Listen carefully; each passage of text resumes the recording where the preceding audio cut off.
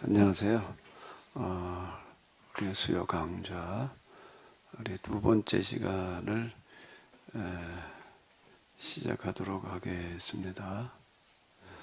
신학학이 우리 두 번째 시간인데요. 교리 신앙의 한계와 문제점이 되겠습니다. 지난주에는 주로 신학에 대해서 우리가 초점을 맞춰 놓아봤는데, 신학이라는 말을 우리가 많이 듣고 많이 쓰고 있지만 사실 뭐가 신학이냐 그러면 이게 쉽지를 않습니다.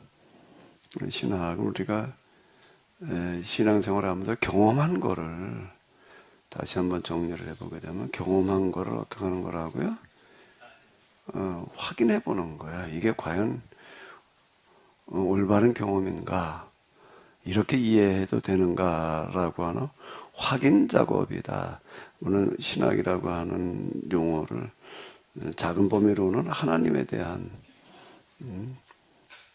이해지만은, 큰 범위로는 하나님만 다루고 있는 게 아니거든요. 우리가 신학교 가보게 되면 실천 신학도 있고, 그 다음에 요즘 뭐 환경 신학, 뭐 환경 문제가 이제 대두되다 보니까 환경 신학, 또 무슨 랜드 디올로지 그래가지고 이제 토지 문제도 신학의 대상이 되어지고, 뭐 그렇습니다. 뭐 민중 신학, 뭐 해방 신학, 우리가 많이 이렇게 듣잖아요.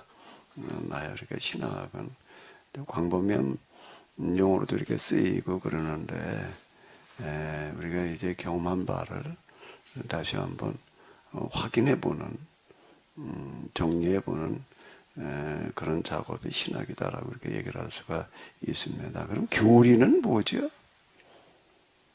신학, 그리고 교리와 신학의 관계, 지난주 시간에 관계까지는 별로 안 다룬 것 같은데, 교리와 신학의 관계가 어떻게 되는 걸까요?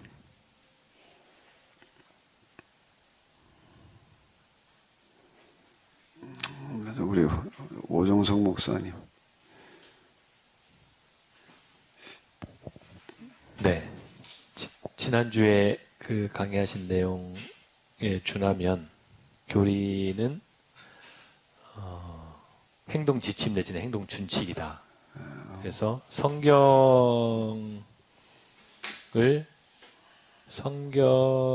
대한 신학, 그러니까 성경에 대한 신앙생활의 경험을 따지는 것 혹은 점검하는 것을 신학이라고 한다면, 그 신학이 바탕이 되어서 어떤 이제 준칙, 어떤 구체적인 내용들을 만들어가는 것, 그것이 교리다라고 말씀하셨던 걸로 기억을 합니다. 신앙생활에 관련된 원리와 원칙, 원리와 원칙, 자 이렇게 이제 우리가 살펴볼 수가 있을 텐데요. 이 신학과 교리라고 하는 거는 꼭 필요합니다. 없으면은 안 돼요. 왜 신학과 교리가 없으면은 우리가 올바른 신앙생활을 하기가 어렵기 때문에, 그건 우리가 이제 쉬운 비유로 들 때에 그릇, 것과 내용물로다가 이제 비유들을 많이 합니다. 예를 들어서 그러니까 물을 먹는다라고 하게 되면은 물을 담을 수 있는 컵이 있어야 될 거 아니에요. 그러니까 컵은 그건 뭔가라고 하게 되면은 뭐에 해당되어지는 거죠? 신학 또는 교리에 해당되어지는 거고, 거기에 물이 들어있잖아요. 물은 이제 우리가 성경의 말씀들, 내용이 이렇게 되게 있습니다. 그리고 또 하나 이제 예를 든다면 제가 손가락으로다가 이제 이렇게 내가 태양을 보라고 이제 태양을 이렇게 가르쳐요. 생을 가르친다고요. 그러면 그냥 어딜 봐라. 그러면은 뭐 어딜 봐야 돼 이게 뭐 물론 태양이 하늘에 떠 있으니까 이제 그 태양을 봐라 그래도 그렇지만은 우리가 전혀 생소한 거를 봐라 그러면은 뭐 어디 있는지 모르잖아요. 그러니까 손가락으로 이렇게 가르쳐 준다고요. 저쪽을 봐라 이렇게 이제 어디 가르친단 말이에요. 그러면 손가락에 있고 이제 가르치는 방향이 있어요. 그러니까 이제 이가 가르쳐주는 방향이 있으니까 저쪽을 봐야 되는 거구나 이렇게 되지 않아요. 그러나 제가 태양을 보라고 태양을 가르쳤다라고 해도 손가락이고 태양은 아니다. 손가락이고 태양은 아니다라고 하는 겁니다. 자, 교리라는 게 정말 필요하고 그런데 전혀 스스로 모르고 착시 현상이 나타날 수가 있습니다. 하도 자꾸 듣고 접하고 그러다가 보니까는 그러니까 손가락으로 태양을 가리켰는데 손가락과 태양이 같은 걸로다가 이해를 해버리게 되는 거예요. 이 손가락이고 태양이다. 이런 착시 현상이 일어나는 거예요. 자, 이게 컵이 있고 물이 있는데 컵과 물은 다르잖아요. 다르잖아요. 근데 이제 아예 그냥 전용 컵보다 물컵을 가지고 있다 이제. 그럼 이제 그건 그냥 물만 담아 먹는 컵이야 이제. 다른 걸 전혀 안 담는다라고 생각을 하다가 보니까는 컵과 물이 혼동이 일어나는 그런 현상이 이제 있다라고 하는 건데요.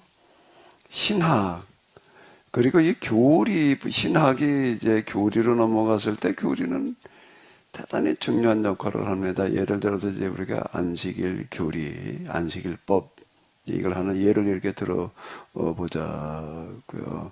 성경에서는 안식일을 기억하여 거룩하게 지키라. 이렇게 나와 있다고요.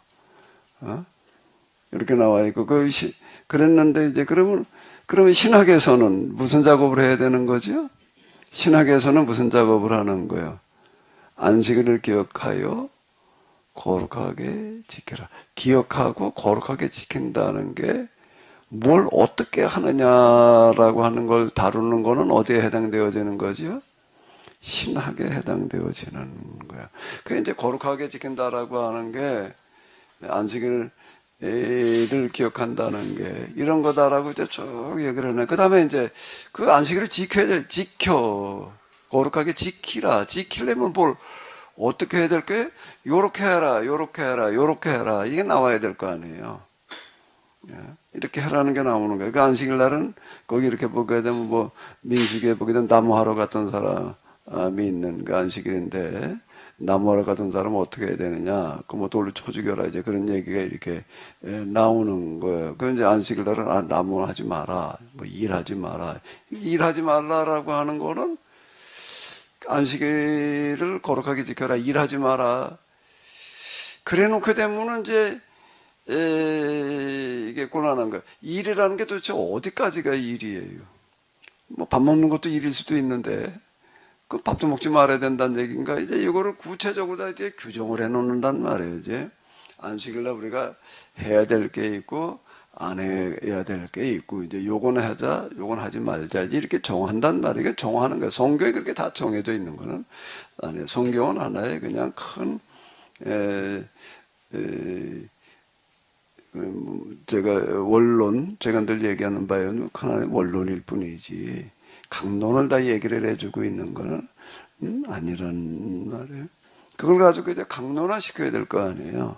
강론화 시켜지는 거가 이제 하나의 교리의 역할을 하는 건데, 그 안식일법에 의하게 되면은 안식일 날 이런 거 하지 마라, 이런 거 하지 마라. 이게 이제 우리가 여기 이렇게 봤던 이 포로기 신학에서 이렇게 보게 되면은 특히 이제 헬라 문화에 대응을 하면서 주로 안식일법을 전면에 내세웠단 말이에요.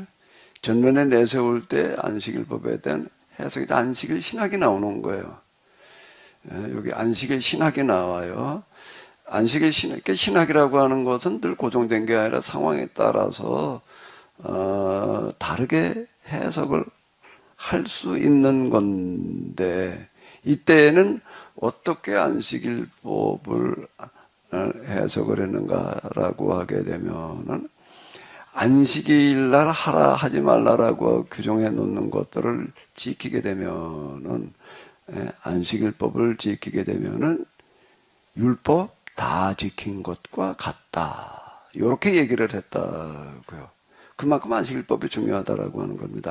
이 안식일법을 잘 지키게 되면은 율법 전체를 지킨 것과 같다. 이렇게 해놨단 말이에요. 그 왜 그렇게 해석하느냐라고 하는 거는 왜 그렇게 해석을 하는 거죠? 왜 그렇게 해석을 하는 거예요? 상황인 거예요. 헬라 문화에 대응을 하려니까 헬라 문화에서는 주로 앞세우는 게 뭐라고요? 주말 문화. 주말 그것도 무슨 문화요? 스포츠 문화. 자, 이런 걸 앞세워가지고 주말이 되면은 각지에다 경기장을 만들어 놓고서 거기서 전차 경기, 이제 이 레슬링, 그 다음에 극장에서는 또 뭘 하는 거죠? 연극. 이게 토요일, 일요일 주로 이제 이러고 있단 말이에요. 거기에 그냥 다 넘어가는 거예요. 거기에 다 넘어가니까 이제 이걸 막기 위해서 찾아내는 게 뭔가 하게 되면은 안식일법을 찾아내는 거예요. 안식일법을 찾아내 가지고서 이제 안식일법을 해석을 하는 거예요. 해석을 하는 거예요. 신학 작업이 해석 작업이니까. 해석을 하는데 안식일을 기억하여 거룩하게 지키라, 날 일하지 말라라고 하는 이런 이야기들을 어떻게 해석을 했는가 하게 되면 이제 안식의 규정을 만들어내는데 이 규정을 다 지키게 되면은 율법 전체를 지킨 것과 같다라고 이렇게 해석을 하는 거예요. 왜?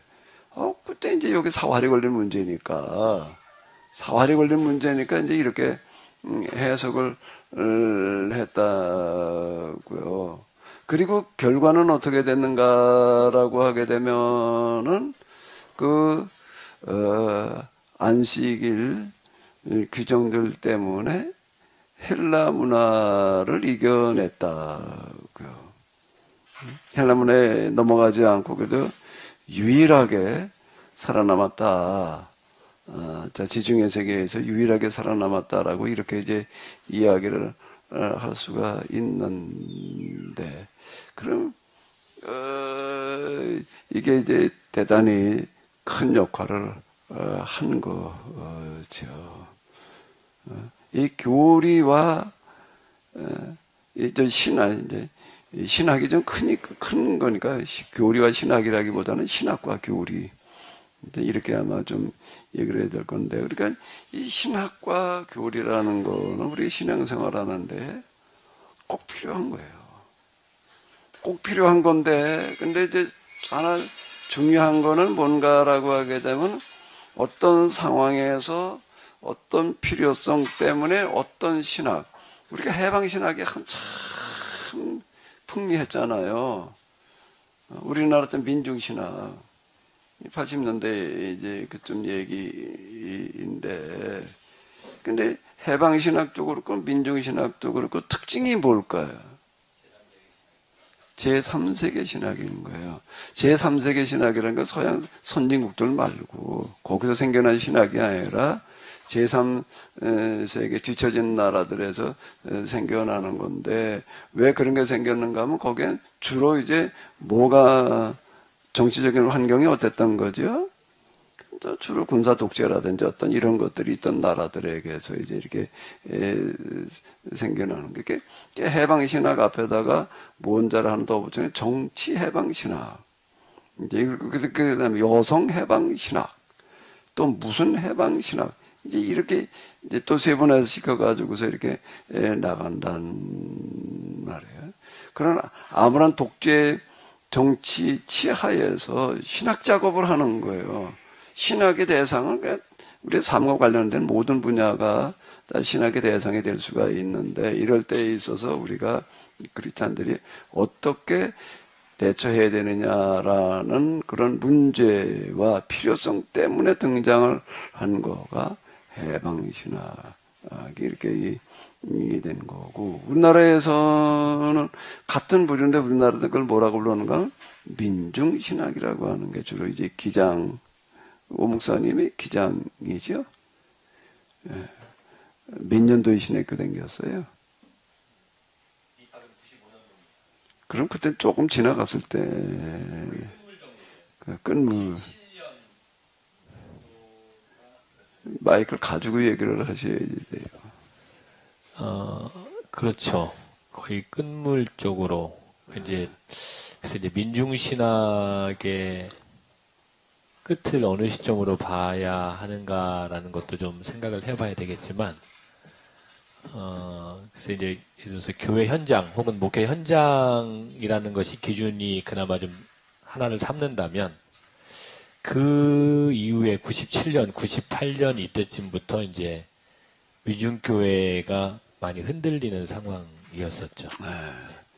그러니까 그 시기에 80년대가 전성기 였을 거예요. 한복매 교수님이랑 뭐 거기에 여러분들 이제 활동했는데 유럽에서도 독일에서 안병무 교수님을 대상으로 해가지고 박사 논문이 나왔으니까 독일 사람이 그만큼 그건 전 세계에도 알려진 한국을 대표하는 그래도 한국 신학, 한국의 신학 그렇게 되면은 유일하게 민중신학이에요. 그 나머지는 한국에서 나온 신학이라고 하는 걸 얘기를 할 수 있는 게 없어요. 다 서양 신학 갖다 우리는 그냥 울고먹는 거였지. 우리의 신학이라고 얘기할 수 있는 게 없었다. 이 민중신학은 그래도 이건 한국의 신학이다. 이렇게 이제 평가를 받고 있고, 그 민중신학 하시는 분들이 민중들에 대한 연구를 많이 했어요. 그러니까 갈릴리에 대한 연구들을 갈릴리가 민중이 사는 데였으니까 이제 갈릴리에 대한 연구에 있어서는 세계 최고다. 뭐 이런 평가를 받았다고요. 저도 그 초대교회 상황이나 뭐 이런 거에 있어서 좀 제가 그쪽 도움을 좀 이렇게 이 갈릴리 상황이나 이런 거에 대해서는 제가 좀 도움을 이렇게 좀 많이 이렇게 받았는데요. 그러니까 신학과 교리라고 하는 거는 뭔가 하게 되면은 어떤 특정한 상황의 산물이다. 라고 하는 겁니다. 안식일법이 그랬고, 그 위로 올라가게 되면 또 뭐가 있는 거지요? 인과응보, 신학과 교리라고 하는 것도 포록이라고 하는 특정한 상황의 산물이었다. 라고 하는 거예요. 그리고 이 신학과 교리들은 특정한 상황에서 특정한 문제 때문에 등장을 하고 또 어떤 특징을 가지고 있는 거죠. 그 특정한 상황을 극복한 거예요. 우리 군사정권 시절에 대학에도 데모를 많이 했습니다. 근데 제일 많이 제일 열심히, 제일 세게 한 데가 어딜까요? 감신대죠. 감신대는 아니고. 민중신학이 나온 신학교가. 우리나라에 제일 데모를 극렬하게 끝까지 한 데가 어딘가 하게 되면은 한신대예요. 왜 그런가 하면 거기 한신대에는 뭘로 무장을 하고 있기 때문에 그런 거죠. 신학으로 무장을 하는 거예요. 다른 대학들은 주로 이제 이데올로기로 이제 무장을 해가지고서 이제 이래가지만은 이데올로기와 신학은 어쨌든 다른데 이 신학보다 더 뭐라고 그래야 되나 강력한 사상적인 지원은 없는 거죠. 어떤 특정한 위기를 극복하려면은 어떤 사상적인 기반이 있어야 되는 거예요. 사상적인 기반이 있는데 일반 대학에서 이제 주로 이데올로기 가지고서 이제 이렇게 했지만은 기장은 한신대는 뭘 가지고 했다고요? 민중 신학이라는 걸 가지고 무장을 하니까 그건 뭐 주의 다닐 때도 데모 뭐 많았는데 다 그냥 체류탄 쏘고 뭐 그냥 와서 저 경찰들 투입해대고 그러면 다 흩어지는데 끝까지 흩어지지 않고 남아있는 아주 소수의 무리가 있다. 그건 어디였는가라고 하게 되면 아무리 체류탄을 쏴도 안 도망갔다는 거예요. 한신이다. 이제 이래가지고 그 서울대에서 데모하다가 제적당하고 그런 학생들이 한신대로 많이 갔어요. 한신대로 가서 재입학하고 있죠. 그런 경우들이 이제 많이 있었는데요. 자, 그 신학이라고 하는 거, 신학과 교리의 특징이라고 하는 거는 어떤 특정한 위기 상황에서 등장을 하는 거고, 그게 무슨 역할을 한다고요? 위기를 극복하는 역할을 하는 거야. 그게 이제 나 어쨌든 이런 신명기 신학, 그 신명기 신학이 포로기에 이제 교리로 등장을 하게 되는 게 인과응보 교리. 그리고 이제 헬라 문화를 맞이해 가지고서는 이제 안식일 신학이라고 하는 게 등장을 하고 거기서 안식일법이라고 하는 교리가 이렇게 이제 이 만들어지게 되는 거고요. 그리고 금방 말씀드린 대로 해방 신학, 민중 신학, 또 그다음에 이제 이 세속화 신학이라고 하는 것도 이제 있는데, 자, 이런 것들은 어떤 특정한 상황에다 특정한 위기에 대처하기 위한 사상적인 활동이었다라고 하는 거고, 그리고 그 제대로 이 신학에 등장을 하게 되면 그걸 극복을 했다. 뭐든지 행동 이전에 뭐가 있어야 된다고요? 신학이 있어야 되는 거예요. 운동권 그 중심 세력들 보기도 모여가지고 의식화 교육이라는 거 하는 걸 엄청나게 많이 했다고. 사상적인 무장을 하지 않고 뭐가 돼요? 그냥 덮어놓고 나가 데모하러 가자. 너도와 이것만 가지고서는 안 되는 게 왜 이렇게 해야 되는지에 대한 당위성을 의식을 심어줘야지 될 거 아니에요. 사상적인 기반이 있어야지 운동이 성과를 내는 거지. 공상당 선언이라는 게 있고 난 다음에 그게 뭔가 하게 되면 사상적인 기반을 하는 거예요.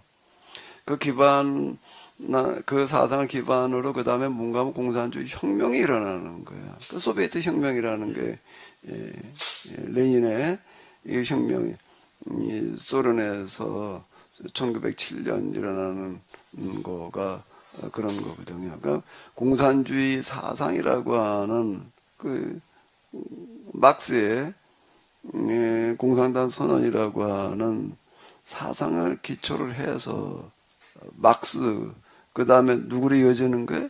레닌으로 이어지. 레닌은 그걸 가지고 뭘 한 사람인 거예요? 혁명. 러시아를 제정 러시아를 대상으로 해서 여기서 혁명에 성공해가지고서 이제 소비에트 연방을 이렇게 이제 탄생시켜 놓는데 그 사상이 있으니까 그걸 가지고서 그 다음에 이 혁명으로 이렇게 가는 거고요. 우리 르네상스 운동이라고 하는 걸 이렇게 보도를 해도 르네상스라고 인문주의라고 하는 그런 사상의 기초가 돼가지고서 이제 민주주의, 무슨 자본주의, 뭐 자본주의, 민주주의가 이렇게 등장을 하는 어떤 이제 그 계몽가라는 사람들이 있잖아요. 이 민주주의 시대, 르네상스 시대 이렇게 보게 되면은 우리가 잘 알고 몽테스큐에 뭐 이제 이런 사람들 그런 사람들인데 그 사람들의 사상적인 활동에 의해 가지고 그 다음에 그 결실이 이렇게 나오는 거거든요. 제가 말씀드린 대로 우리나라 역사에서도 이렇게 보게 되면 고려라는 나라가 그냥 도탄에 빠져놓으니까 다 이걸 좀 고쳐봐야 될 텐데 바로 잡아봐야 될 텐데 바로 잡자는 의식은 있지만 그걸 바로 잡으려면 뭐가 있어야 된다고요?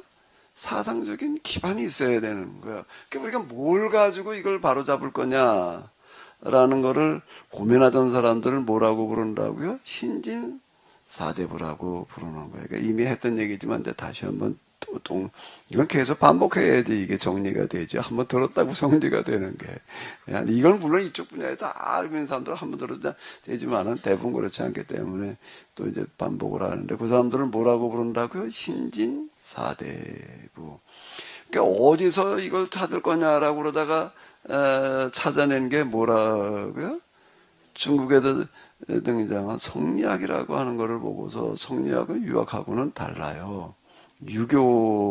유학하고 성리학하고는 좀 많이 이렇게 다른데 유교에다가 종교적인 색채 이기론을 추가해 놓은 거가 이제 성리학이 이렇게 되겠는데 유교는 이미 불교와 더불어가지고 고려에 있어서 하나의 이제 그 사상적인 기반을 이루고 있었던 거거든요. 이 삼국시대에도 또 이제 이 통일신라 시대 말기에 이제 이 고려를 건국하는 데에는 또 이제 불교가 그 중요한 역할을 이렇게 하는 거잖아요. 왕건의 훈요 10조를 보게 되면 이제 거기 나와 있는데 유교는 이제 국가 체제나 어떤 이런 쪽이었고 이제 종교로는 이제 불교가 역할을 하고 이제 그러고 하는데 근데 그 유교나 불교 가지고는 안 되겠는 거예요, 이제. 새로운 사상적인 기반이 있어야 될 텐데 그게 이제 성리학이라고 하는 겁니다.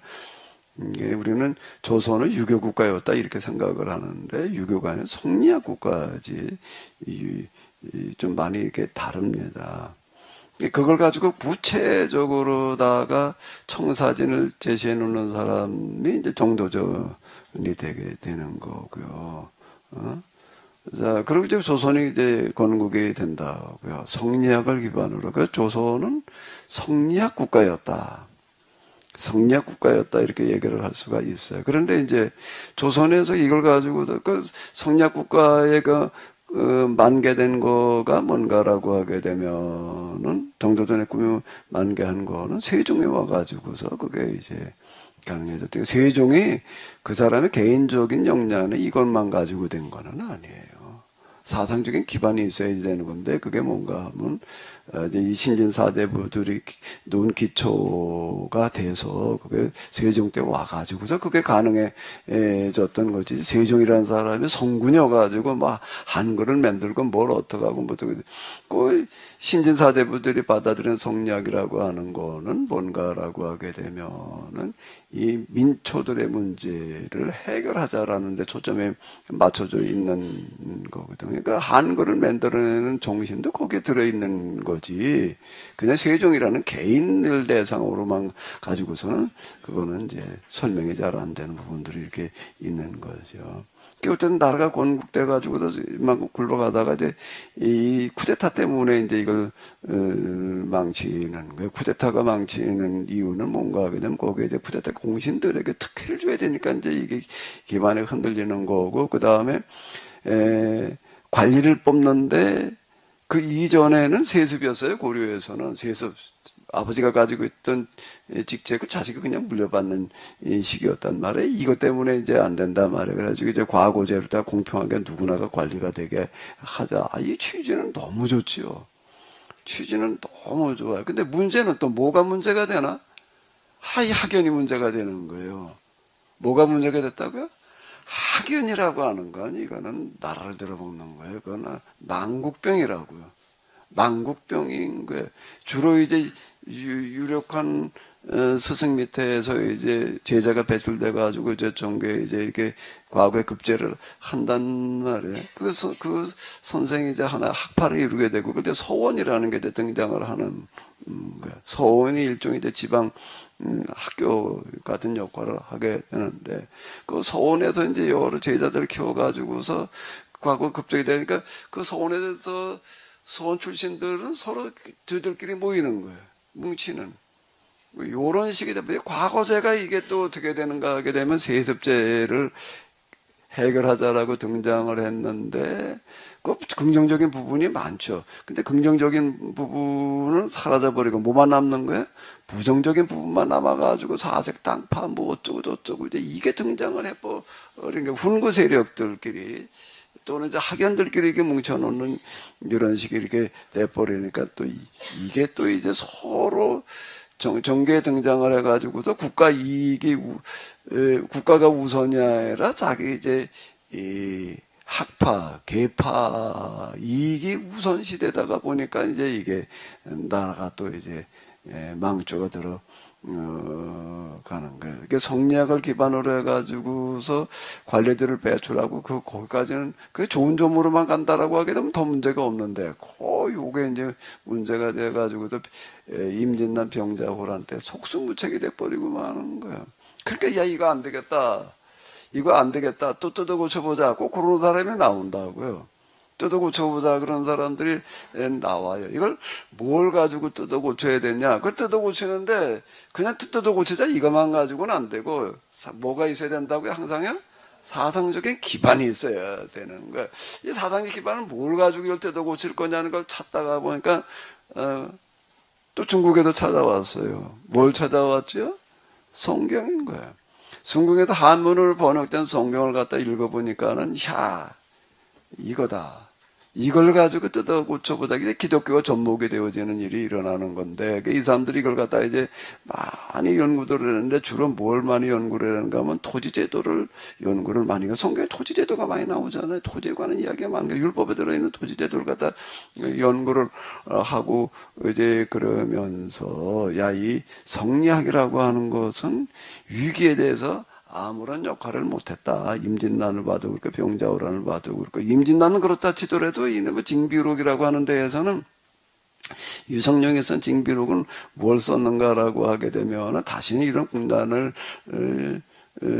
초래하지 말아야 된다라는 취지로 써놨는데 이 징비록의 잉크도 마르기 전에 또 50년이 안 돼가지고 또 그보다 더 심한 병자호란을 대해서 뭐 속수무책으로다가 이제 당하고 마니까 이건 안 되겠다. 그래서 그 성리학을 뭐라고 불렀는가 뭐 화학이라고 불렀다고요. 아무런 이게 공연불에 불과하다 말이야. 맨날 공자월 맹자월 소리나 하고 있고 이건 뭐 안 되겠다 이제 이래가지고서 이제 우리 이 현실의 문제에 대해서 구체적으로 해결해야 된다 그래가지고 사람들 뭐라고 부르죠? 실학자라고 이렇게 부르는 거야. 실학자들. 그러니까 실학자들이 토지제도를 많이 연구하고 정치제도를 연구하고 국가 제도 조직을 많이 연구해가지고서 이 왜 조선이 모양이 되느냐라고 할 때 이제 이 관리 선출하는 방법이 문제다. 그래가지고 이제 과거제를 폐지하고 그럼 뭐 세습제로 할 거냐? 추천제로 하자. 그러고 나가는 거야. 동방 있는 사람이 추천하는 걸로다가 이제 대체하자. 아무나 갖다 그냥 시켜놓을 수는 없고, 그래도 동방인단에 봐도 유능하고, 그래도 개파나 이런 게 흔들리지 않고 국가 이익이라는 게 백성들을 먼저 생각하는 거니까 이걸 먼저 생각할 수 있는 그런 사람들을 추천받아가지고, 하위관리라면 몰라도, 하위관리는 경찰권이 없는 거잖아요. 그냥 실무나 보는 거고, 근데 고위관리는 하위관리는 그냥 뭐 과거 뭐 기타 등등 뭐 이런 걸 통해서 등장시킬지 등용할지 모르지만은 고위관리는 추천을 통해 가지고서 등용을 시키자. 이제 이렇게 이제 대안책을 놓고 토제제도를 만약 한전제, 균전제, 정전제 뭐 이제 구약 율법에 대한 토지제도를 가지고 이제 그런 것들을 많이 연구를 했고 이 사람들은 화학이 아닌 실학이라고 하는 거 현실 문제에 관심 가지고 직접 농사를 짓는 거예요. 학자들이 직접 농사를 저가지 지으면서 연구를 하는 거예요. 과학적인 연구를 하는 거예요. 야, 이거 농사를 뭐 어떻게, 여기 송호이익이라고 하는 사람이 대표적인 사람이라고요. 그 사람은 집안이 대제학 출신, 그 대제학이라고 하는 건 최고의 학자 집안이라는 건데, 아예, 관계에, 나가지를 않고 농사 짓는 거예요. 농사 지면서 뭐까지 연구를 하는가 하게 되면 밥 먹는 것까지 연구를 해가지고서 콩밥을 먹어라 말이야. 이렇게 얘기를 하는 거고 절대 육식을 하지 말아라. 뭐 이런 거. 그리고 양반이라고 하더라도 농사는 직접 지어라. 노비 두고 주려고 그러지 말고 아주 현실적으로 문제들을 제기하면서 그 실학이라고 이렇게 얘기를 하는 거예요.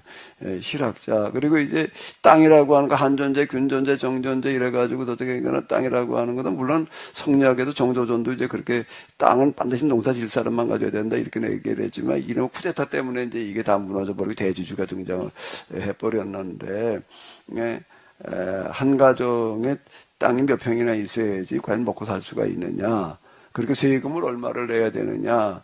뭐 이런 것들을 갖다가 아주 과학적인 연구를 해가지고서 정부 제도를 어느 정도로 규모화 시켜야 되느냐. 그 작은 정부를 내세우는 거예요. 큰 정부 만들어 놓고 비용만 많이 나가니까 공무원 숫자도 대폭 줄여놓고, 이래가지고서 그렇게 하게 되면은, 세금이라고 하는 거가 뭐 얼마만 내면 되다. 20분의 1, 10분의 1. 이렇게 얘기를 하는 거예요.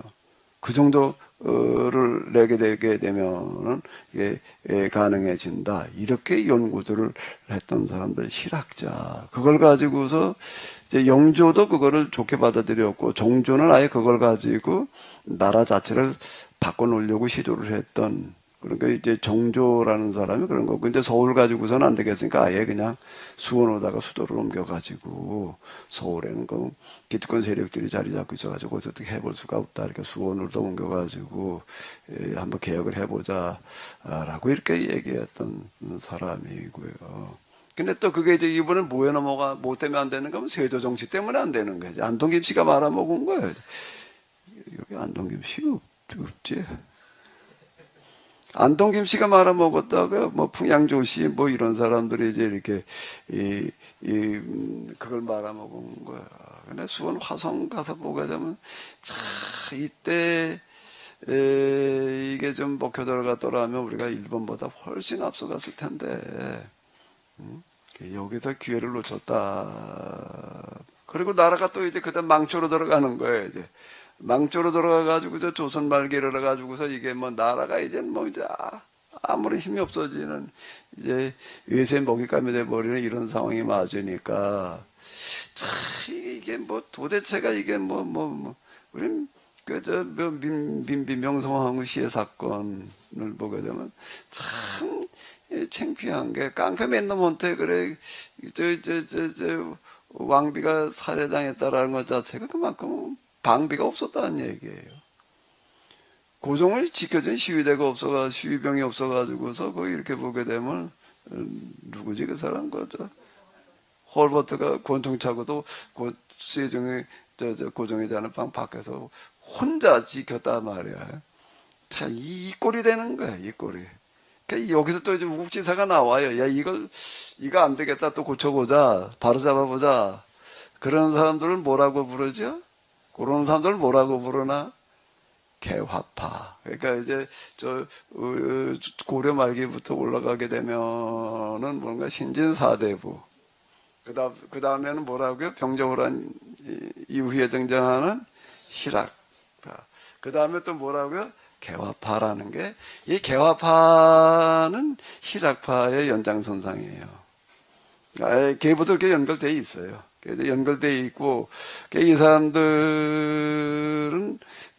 또 사상적인 기반을 찾아내야 되는 거예요. 기반을 찾아야 되는데 이걸 어디서 찾냐, 어디서 찾아야 될까 그러다가 일본의 이제 관리로 어떤 국가 업무 때문에 갔던 뭐 농업 쪽이었던 것 같은데 이제 갔다가 액자를 하나 딱 봤는데 글귀가 물론 한문이죠. 딱 들어오는 거예요. 도대체 이건 어디서 나오는 거냐? 이건 공자월 맹자월에는 없는 거고. 그랬더니 이게 산상수훈이다.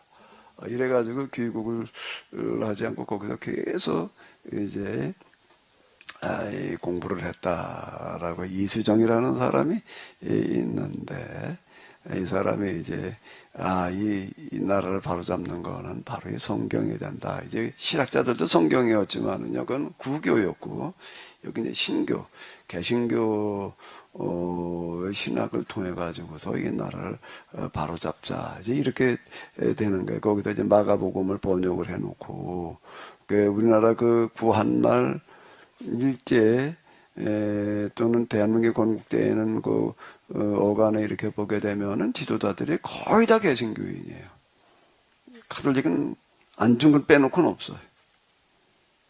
다 개신교인이 개신교인이 아닌 사람이 한두 명이라고 거론될 정도로밖에 없는. 다 개신교인의 이유는 어디에 있는가라고 하게 되면은 이 개화파의 영향인 거예요. 이 개화파는 개신교 신학을 뭘로 삼았기 때문에 그런 거지요. 나라를 바로잡는 사상적인 기반으로 이걸 삼았기 때문에 다 이제 개신교인들이었던 거고. 그게 이제 우리나라 이제 이 교회가 기독교 역사상 가장 활발하게 이제 이 선교가 됐다라고 이렇게 얘기를 하는 거, 개신교 선교가 그렇게 됐다라고 얘기를 하는 거는 왜 그런가 하게 되면은 개신교가 뭔가 이 나라를 살릴 수 있는 길이다라고 선각자들이 그렇게 보아서 앞서서 이거를 이제 받아들이고 교인들이 됐기 때문에 그게 이제 가능했던 거죠. 단순하게 종교 활동만 가지고서는 그게 어려운 건데, 구국 차원에서 이게 사실 우리나라 개신교는 구국 종교였다 라고 이렇게 볼 수가 있습니다. 그 사상적인 기반의 역할을 하는 거가 이제 이게 신학이 아닐 수도 있어요. 인문주의라고 하는 거, 르네상스 같은 거, 인문주의도 이제, 그렇고, 헬레니즘도 그렇고, 그 종교적인 색깔 띄지 않는 것일 수도 있고, 공산주의도 종교적인 색깔 띄는 건 아니잖아요. 근데 이제 그런 거, 인문학적인, 것보다 더 큰 영향력을 가지는 게 신학이 되는 거죠. 그러니까 이념으로 무장된 학생들은 데모하다가 다 도망가도 신학으로 무장된 한신대 학생들은 안 갔다는 거예요. 제가 얼마 전에 영월 어디 갔다가 만난 어떤 부산 어느 대학 교수로 있던 그분 이렇게 보니까는 무슨 간첩단 조종자로 몰려가지고 독방에서 뭐 몇 년을 있었다던가. 특히 독방 생활하던 거 잠깐 얘기하는 걸 보니까 일단 살아남기 위해서 뭘 어떻게 했단 말이에요. 독방에다 있으면서 몇 년 동안 이제 뭐 주로 공부만 했다 이제 그런 얘기 하더라고요. 이제 이게 끝나자마자 한국신학연구소에 있다가 이제 독일 가서 공부하고 와가지고서 부산부 대학에서 있었다 이제 이렇게 얘기를 하던데, 그분도 서울대 다니다가 제적당해가지고 한신대로 갔다던가 뭐 그렇게 그런 분들이 꽤 많아요. 그 신학들 가운데에서 그렇습니다. 제적당 학생들이 대부분 다 이제 운동권들 때문에 운동권 활동하다가 제적당하고 그랬는데, 한신대로 간 이유는 그 신학적인 기반이 있기 때문에 그 운동권에 대한 사회운동에 대한 신학적인 기반이 있기 때문에 거기를 이렇게 갔던 거거든요. 그러니까 이 신학이라고 하는 것은 위기의 산물이다. 위기에서 그걸 대처하기 위한 산물이다라고 하는 거예요. 그게 신명기 신학. 그 다음에 또 뭐가 되는 거죠? 헬라화 시대 때 그 우주조에 나간 사람들은 누굴까요? 바리새 신학. 이렇게 얘기를 할 수가 있다. 그 신학으로 다 이름을 붙인다라고 하게 되면 신명기 운동을 주도하던 사람들 이름을 가지고 신명기 운동자들. 그런다. 그 다음에 누구가 되는 거죠? 바리새 신학이 되는 거예요. 그 바리새인들을 이렇게 쉽게 보면 안 돼. 바리새인들은 그 이후 로마 제국의 나라가 망한 다음에 2000년 동안 전 세계를 떠돌면서도 그 민족의식 그리고 신앙 이 언어를 지켜낸 사람들이에요. 그게 바리새 신학이에요. 그 바리새인들만큼 위대한 역할을 한 사람들은 사실 없다라고 해도 과언이 아닌데 우리는 너무 바리새인들을 우습게 봐요. 서기관 바리새인들이 쉽게 보는데 그들의 문제점 부분을 어디가 문제였는지를 봐야 되는 거지. 바리새인 자체가 다 뭐 잘못된 거다라고 이렇게 얘기를 하게 되면 곤란한 얘기가 이렇게 되는 거고요. 자, 그러면 이제 오늘 우리에게는 또 하나의 이제 신학이 이제 필요하겠지요. 그 신학은 뭐의 산물이라고요? 그 시대의 위기의 산물. 위기도 어떤 위기인가 하게 되면 가장 큰 위기의 산물인 거예요. 그러니까 오늘 우리가 당면은 가장 큰 위기는 뭘까요? 가장 큰 위기는 뭐죠? 대멸종인 거예요. 그래 코로나 사태를 통해 가지고서 뼈저리게 경험했잖아요. 이거 뭐 마스크 한 장 사느라고 줄을 서가지고 약국 앞에 줄을 서가지고서 그것도 한 사람 앞에 뭐 몇 장 팔았지? 두 장? 세 장? 두 장? 그 마스크 아이고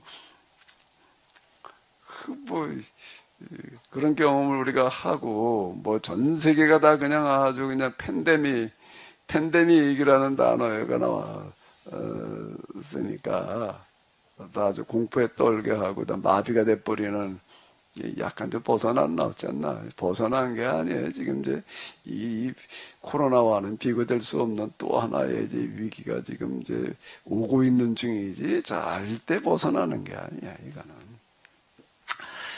코로나는 이제 그건 하나의 그냥 이제 워밍업 준비운동한 수준이고 이제 진짜 이제 초대형 걸리면 이게 사망률이 코로나도 초기 좀 높다가 좀 느슨해졌는데 걸렸다면 다 죽는 그런 이제 이게 또 몰려오고 있는 중이라고요. 지금 저대가 끝난 게 아닌데 대멸종이라고 하는 것은 뭘 말하면 지구상에 있는 생명체가 다 사라진다는 얘기가 아니라 최상위에 서 있는 보시자 인류가 사라진다는 얘기가 되는 거가 되는 거예요. 뭔가 하면 공룡과 같다. 공룡이라는 게 뭐만 남아있죠? 발자국, 그 뼈자국만 남아있는데 지금도 우리가 그렇게 생겼다. 그 이전에는 다 자연 현상 때문에 그랬는데 이번에 대멸종은 인류가 스스로 만드는 이 환경 파괴 때문에 일어나는 그런 인위적인 어떤 멸종이다라고 이제 이렇게 얘기도 이건 막을 방법이 없다. 유일한 방법은 뭐라고요? 인공위성을 타고 어떻게 하는 거다? 지구를 탈출하는 거다. 그건 가능하다는 얘기, 안 가능하다는 얘기. 그건 불가능하다는 얘기. 그것밖에 방법이 없다라고 뭐 이제 이렇게 얘기를 하는 거. 불가능하다. 이걸 막는 방법은 자, 이렇게 이제 얘기를 하고, 이제 아프리카의 킬리만자로 그 만년설이 있던 산에는 이제 만년설이 다 사라져 버렸단 말이야. 눈 있던 자리에 이제 나무가 자라고 있더라고요. 이제 이런 것들이 뭘 말하는가라고 하게 되면 그 징조다. 이제 이 양극에 있는 이 빙하가 지금 뭐 급속도로 가속도가 붙어가지고 녹아내리고 있는데, 그 빙하가 녹아내리게 되면 이제 뭐 바닷물 수위가 높아져 가지고 뭐 어쩌고 저쩌고 그게 문제가 아니라 이제 바닷물 자체가 이 순환이 안 되기 때문에 바닷물도 순환이 안 되고 이 대기도 순환이 안 되기 때문에 지금 다 죽는다. 지금 우리가 그건 이미 벌써 다 경험하고 있잖아요. 폭우, 폭설, 혹한 뭐 이렇게 몰려온 흩어지지 않고 물려지는 어떤 그런 현상을 우리가 경험을 하고 있는데, 자, 이걸 어떻게 할 거냐? 어떻게 할 거냐라고 할 땐 먼저 뭐가 있어야 된다고요? 신학이라는 게 있어야지 되는 거예요. 근데 이 신학이라고 하는 거가 이런 거예요. 사상적인 기반이라는 게 이런 거. 금방 우리가 이제 우리나라, 멀리까지 말고 우리나라를 보자고요. 고려 신진 사대부들은 야, 이거 우린 이 나라를 지탱해도 유교나 불교 가지고는 안 되겠다. 유교는 국가 운영의 그런 어떤 제도적인 측면에서 역할을 하고 불교는 종교적인 역할을 했는데 이거 가지고는 안 되겠다. 이걸 뜯어고치려면 사상이 있어야 된다. 그래서 그때부터 사상을 연구해도 만들어냈나? 아닌 거예요. 그 이전에 벌써 만들어져 있던 게 있던 거예요. 자, 그 다음에 죄송합니다. 코로나 때 같으면 재채기하면 다 도망갔는데 이제 별로 그러지는 않는 것 같아요. 자, 임진란 병자론이 끝나고 난 다음에 국가가 또 도탄에 빠지니까 야, 이건 뭘 어떻게 해보자. 그럼 사상이 있어야 되는데 이게 사상을 뭘 가져갈 거냐고 그때 연구해가지고서 사상을 만들어내나? 아닌 거예요. 찾는 거예요. 찾는다는 거는 이미 있는 거에서 찾는 거예요. 근데 이제 그걸 어디서 찾은 거죠? 중국에 들어와 있던 기독교. 그리고 이제 번역되어져 있는 성경에서 이걸 찾은 거란 말이에요. 그런 개화파로 넘어와요. 나라가 또 이제 완전히 이건 뭐 저 고려 말이나 또는 임진왜란 병자호란 끝났을 때하고는 상황이 달라. 이건 뭐 조선 말기에는 완전히 국제적인 하나의 먹잇감이 돼 버려 가지고서요. 정말 나라가 어떻게 이 모양이냐 말이야. 이제 이건 뭐 얘기가 달라. 근데 이걸 또 어떻게 할 거냐라고 하다가 어디서 찾아내는가라고 하게 되면은 산상수를 써놓은 액자를 보고서 이제 이거다라고 해서 이제 개신교 신학에서 이걸 이제 이렇게 찾는다고요. 그래가지고 한국인이 미국에서 발간되는 그 잡지에다가 선교 잡지에다가 호소문을 내요. 한국에 그제 조선이죠. 조선에 선교사를 보내달라. 세계 선교사에 없는 얘기예요. 어쨌든 그런 일이 벌어지고 이제 그러는데 근데 개신교 신학이라고 하는 게 이미 있던 거예요. 이미. 그러면 우리 이 대멸종은 어디서 찾아야 되나 이게?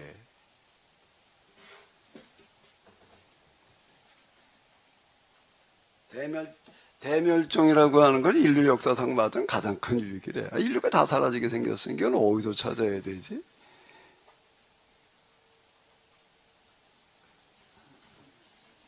이건 어디서 나와야 되나? 이거 어디서 찾아줘야 되나?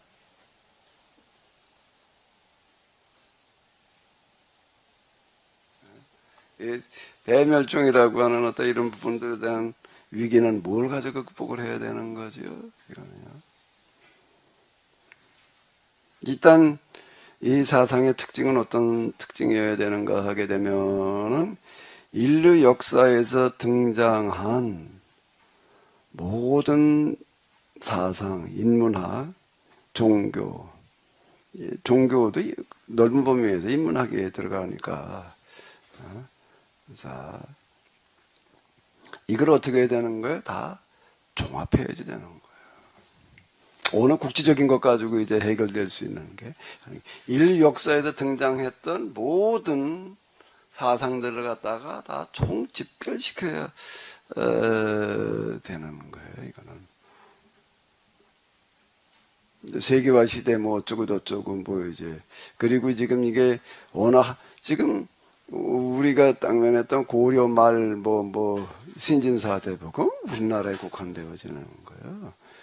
실학도 그렇고 개화파들도 이제 그렇고 르네상스라고 하더라도 조금 범위가 넓기는 하지만 북유럽에서 등장하는 어떤 이제 이런 것들이었다고요. 세계적인 문제가 아니었단 이제 세계적인 문제지. 전 인류의 문제가 되는 거예요. 그렇다라고 한다면 전 세계, 전 인류의 역사에서 등장한 모든 사상들이 다 집결돼야지 되는 특징이 있고, 동서양을 다 망라해가지고, 망라해서, 그걸 어떻게 되는 게 다 총집결시켜가지고, 다시 그거를 해석을 내는 건데, 집결시킨다는 것은 다시 해석을 하는 거거든요. 근데 그 특징이라고 하는 것은, 동양의 입장에서 서양을 해석을 해야지 된다고, 융합시켜야 된다고요. 서양의 입장에서 동양을 융합시키는 게 아니라 동양의 입장에서 서양을 융합시켜야 되는 이런 특징을 가지고 있다라고 하는 건데요. 이게 제가 이제 한 20여 년 전, 1, 2, 3부 자기분맥이라는 이름으로다가 이제 세미나를 할 때 제가 했던 얘기예요. 동양의 시대가 오는데, 동양에서 동양의 시대가 왔다라는 건 뭘 얘기라는 건 동양의 입장에서 서양을 다시 해석을 해내야지 된다. 서양은 합리주의, 이성주의라고 하는 사고 구조를 가졌다라고 하게 되면은, 이성적인 합리적인 사고 구조라고 한다면 동양은 영성적인 구조이다. 그래가지고 제가 이제 이게 지금 뭔가라고 하게 되면은 중세 이후 이성주의에 밀려났다가 다시 영성으로 돌아가는 귀환기에 해당되어진다. 내가 이제 이 부분 때문에 귀환기라고 이제 이렇게 2000년대는 귀환기다. 이렇게 내가 이제 이성주의에서 중세는 영성주의였잖아요. 이제 이성주의가 이제 손을 드는 거예요. 이제 손을 들고 이제 뭐 모더니즘이라고 하는 거가 이제 이걸 이야기를 하는 건데, 이제 그 다음 시대로 넘어가는데, 이제 동양의 시대는 여기는 영성이다. 영성적인 사고 구조 자체가 이제 영성이다. 그래서 이제 요거 때문에 제가 이제 귀환기다라고 얘기를 했는데, 동양 입장에서 서양을 다시 해석을 해서 융합을 시켜야 된다, 재해석을 해내야 된다라고 하는 걸 제가 이제 최초의 세미나에서 이제 했던 그런 얘기고, 그리고 동양에 도대체 어느 나라가 그런 걸 할 수 있느냐, 어느 나라가 그걸 할 수 있느냐라고 할 때에 동양 중에서 서양을 다시 해석을 해야 되기 때문에, 서양 문화의 집결이 뭔가 하면 기독교 로 집결될 수가 있는데, 동양 중에서 기독교가 제일 활성화되어져 있는 나라여야 된다. 여기다가 제가 초점을 맞춘 거예요. 그러니까 동양에서 서양을 제일 이해할 수 있는 나라여야 되니까, 또 기독교가 제일 활성화되어져 있는 나라가 유일하게 어디라는 거예요? 우리나라다. 그럼 우리나라에 기독교만 활성화되어져 있다는 것만 가지고서는 안 되고, 우리나라 자체에 뭔가가 있어야 되는 거예요. 이거 가능하게 할 만한, 동서양을 융합시킬 만한 사상적인 기반이 있어야 되는 거예요. 우리나라에 기독교만, 교회만 활성화되어졌다고 될 것이 아닌 거예요. 기독교라고 하는 것 자체가 서양의 종교인데, 우리나라에 과연 그걸 할 만한 정신적인 유산이 있느냐라고 할 때에, 그걸 제일 먼저 알아본 사람이 누구라는 거예요? 호모 홀버터다. 제가 이제 주목하는 게 그렇게 주목을 해 들어가는 거예요. 호모 홀버터라는 사람이 우리나라에 구한말의 영어 교사로 왔다가, 한국을 보고 놀란 게, 제일 먼저 놀란 거는 한글을 보고 놀랐다는 거예요. 한글이라는 문자를 보고 놀라서, 그걸 뭐 몇 시간 만에 배웠대나, 한글을.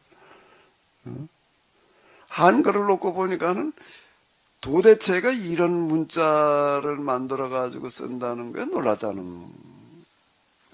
그러니까 이걸 도대체 어떻게 만들어졌냐라고 했더니, 한 왕이 당대에 만들어서 당대에 써먹었다. 인류 역사, 언어 역사에 그런 경우는 없는 거예요. 아니, 그렇게 단시간 내에 언어를 만들어냈어요. 지금 저 유럽의 알파벳이라고 하는 건 페니기아로부터 들어 수천 년 동안 만들어지는 거예요, 그게. 근데 이거 당대, 뭐, 요건 우리 빨리빨리 문화인데, 뭐, 빨라도 그렇게 빠를 수가 없는 거야. 아니 언어를 어떻게 한 왕이, 그것도 왕이 만들었다는 거예요. 왕이 왜 만들었냐? 백성들을 위해서 만들었대. 이게 얘기가 달라 차원이 도대체가 이게 어떻게든 그게 가능하냐. 근데 그 언어라, 문자라는 거가 보니까는 이건 너무 과학적이고 이거보다 더 과학적이고 더 우수한 문자가 나올 수 없을 만큼 이거 완결판이야 이거는요. 도대체가 이거는 너무 놀라운 거예요. 어떻게 이런 문자를 만들어 쓰는 나라가 있냐. 도대체 이 나라가 어떤 나라냐라는 걸 들여다보려고 보다 보니까 주로 이제 한문으로 쓰여져 있단 말이에요. 그렇기 때문에 한문을 또 공부를 해가지고 이 사람 그 언어 천재라고 이렇게 얘기를 하는 것 같던데, 한문을 공부를 해가지고 한문을 공부한 이유는 우리나라 역사를 알기 위해서, 우리나라 역사를 주로 이렇게 들여다보다 보니까 참, 이 나라는 세계에서 유일하게 이상을 현실에 실현시킬 수 있는 나라다. 이렇게 얘기를 하는 게 홍익인간이라는 걸 가지고 그걸 말하는 거예요. 유일하게 세계에서 유일하게 이상을 현실에서 실현시킬 수 있는 나라다. 그런 사상적인 기반이 있다라고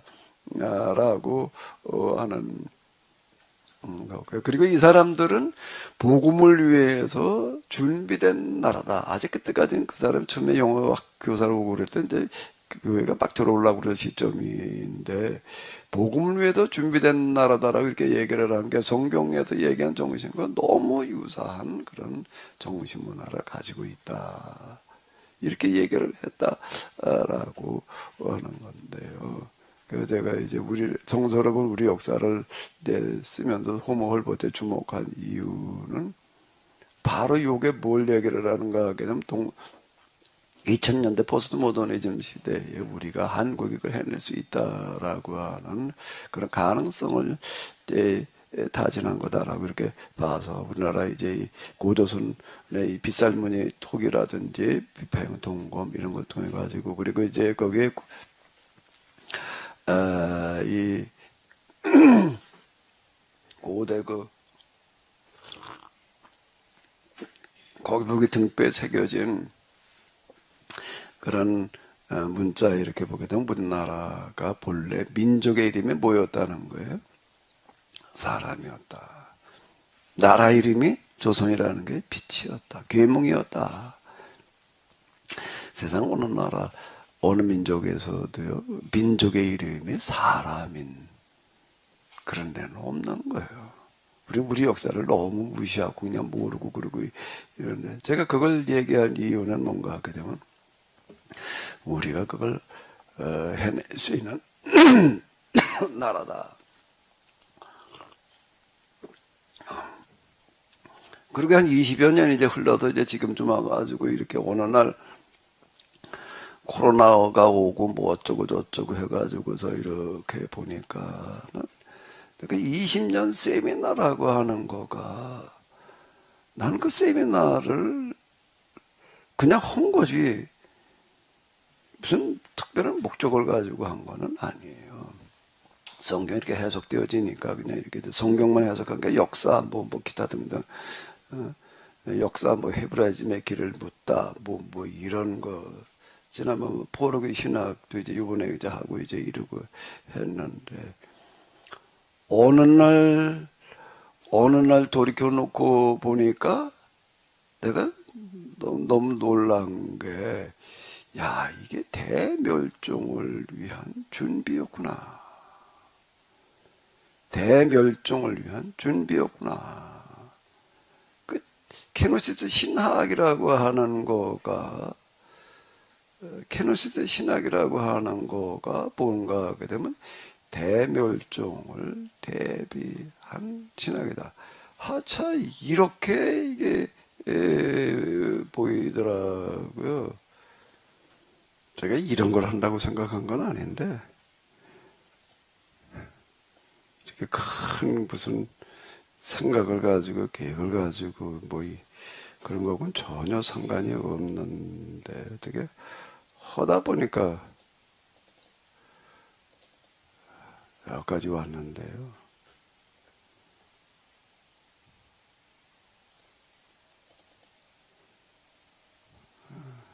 제가 이거 지난번에 제가 문제 한번 말씀드렸죠.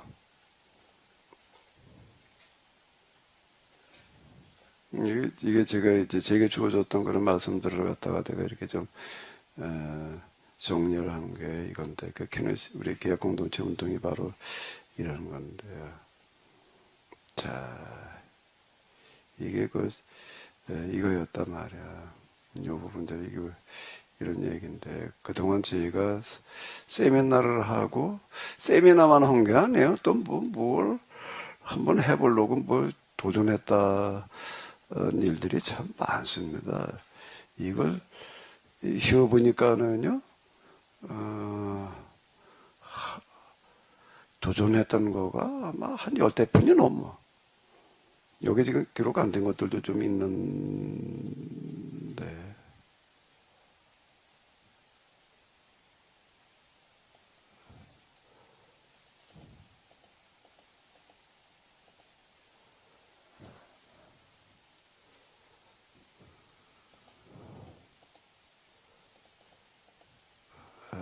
이렇군요.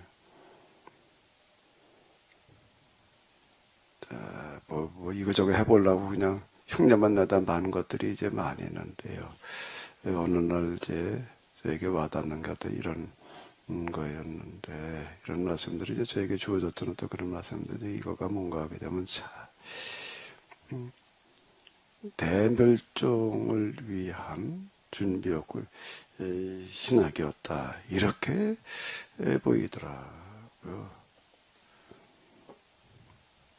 요즘 포럼을 하면서도 이제 그렇고, 그래. 지금 돌이켜놓고 보니까 제가 처음 더 이런 생각을 가지고 한다는 거는 불가능한 얘기이고 어떻게 하다 보니까 여기까지 왔어요. 하다 보니까 여기까지 왔는데, 그 앞만 봐도 하나님께서 실수하신 것 같아. 아무리 봐도 하나님께서 실수하셨지. 그래, 오정성 목사님 맞지요? 오정성 목사님은 정석이지만은 난 야매야, 야매. 도대체 말이 안 되는 거야, 이게. 말이 안 되는 거라고. 내가 지금, 이 대멸종을 위한 신학적인 준비를 해놨다. 이게 말이 안 되는 거지. 그쵸? 장로님 맞죠? 예? 아니, 장로님 보시기에 이게 말이 돼요, 지금? 또 장로님이 여기 와 앉아 계시다는 것도 이게 좀 설명이 잘 안 되는 얘기지. 한 말씀 해보세요. 아니, 그러니까 목사님이 준비되셨으니까 하나님이 또 이렇게 세우신 거지. 그냥 세우신 게 아니잖아요. 글쎄, 이제 그렇게 얘기를 할 수가 있는데, 정작 제 입장에서는 장로님이 옆에서는 그렇게 보시고 그렇게 얘기하실 수가 있을지 몰라도, 제 입장에서는 인정이 안 되는 거야. 인정이 안 돼요, 이게요. 말이 안 되는 거라고요. 오 목사님, 말이 돼?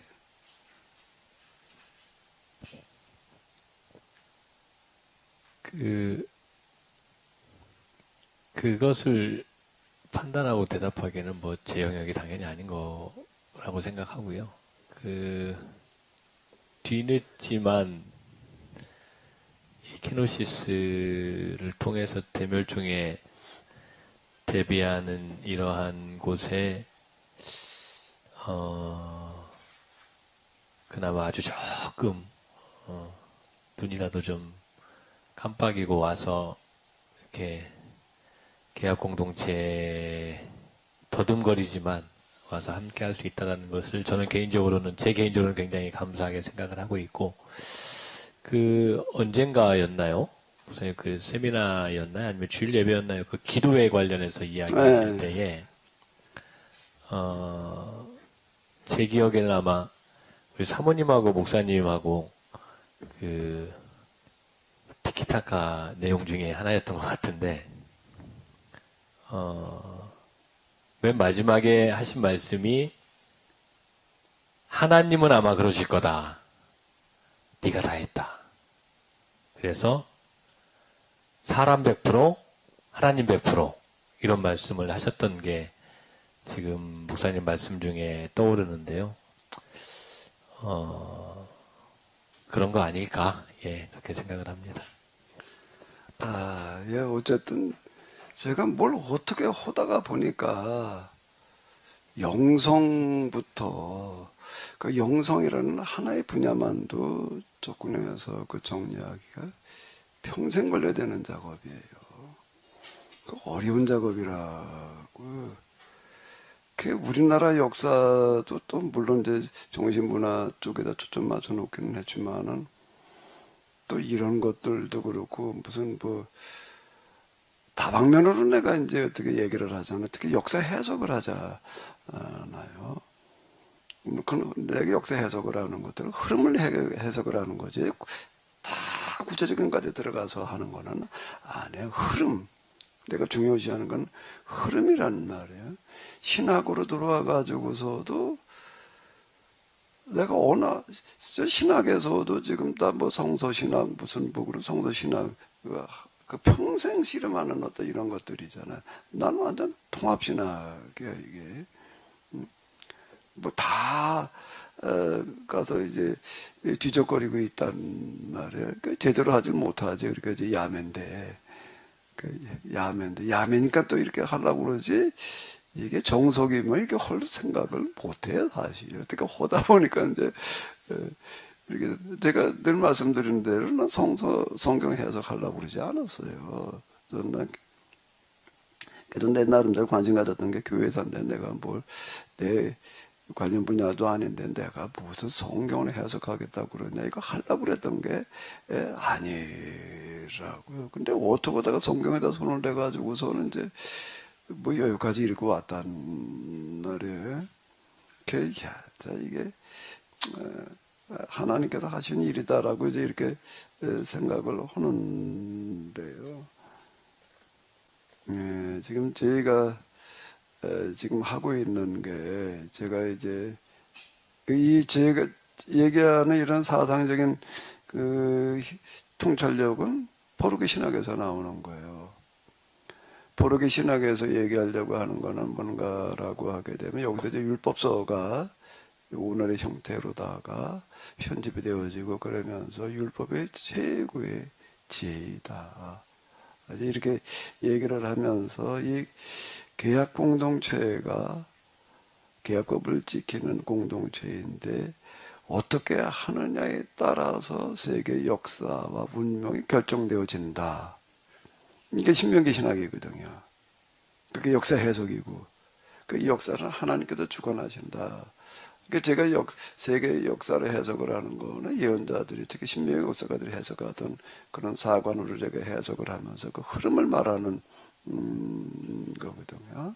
그러니까 계약 공동체 우리 운동이 어떻게 하느냐에 따라서 이제 이 인류의 멸종 여부가 결정되어진다. 이렇게 얘기를 하는 이유는 포르기 신학의 기초에서 얘기를 하는 거예요. 포르기 신학에 보게 되면 위기를 극복했던 그런 신학이잖아요.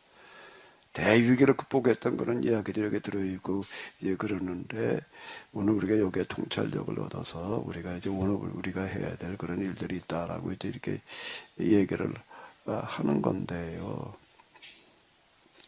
어떻게 하다 보니까 여기까지 왔어요. 자, 다시요. 이제 신학과, 그러니까 특히 교리는 뭐의 산물이라고요?